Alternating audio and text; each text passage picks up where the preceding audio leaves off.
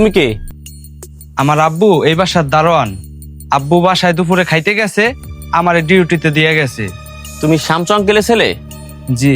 ও যাক ভালো। আচ্ছা শোনো, গাড়ির চাবিটা তোমার কাছে রাখো। আমার ছোট ভাই আসবে, ও তোমাকে 4,000 টাকা দেবে। ওকে গাড়ির চাবিটা দিয়ে দিও। আর ওই 4,000 টাকা তোমার আব্বুকে দিও। এই দেখি সুবর্ণ সুযোগ।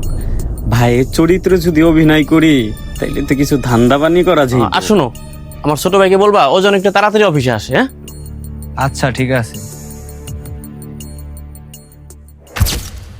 আমার প্ল্যান মতন কি কাজটা শুরু করবো? না, হাত ছাড়া যাইব না, সুযোগটা কাজে লাগাইতে হইব। ওই ভাই ছিল?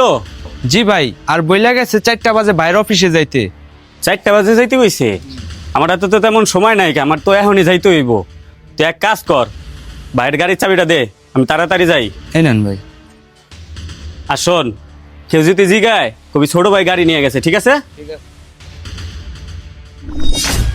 ও ভাই, টাকাটা? কিসের টাকা?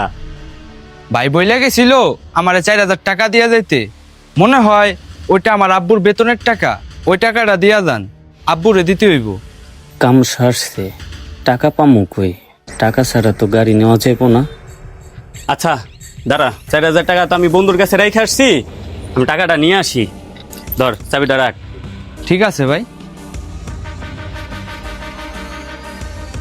স্বাস্থ্য ভাই ভালো আছোস? আরে হ।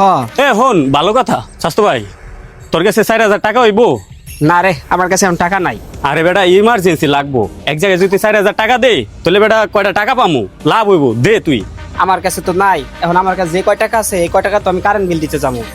আরে স্বাস্থ্য ভাই, তোর দরকার লাগে 4,000-এর জায়গায় আমি 5,000 টাকা দিব। তোর 1 ঘন্টা পরে আমি দিয়ে দিব। 1 ঘন্টা পর দিতে পারলেই তুইছে না, দে।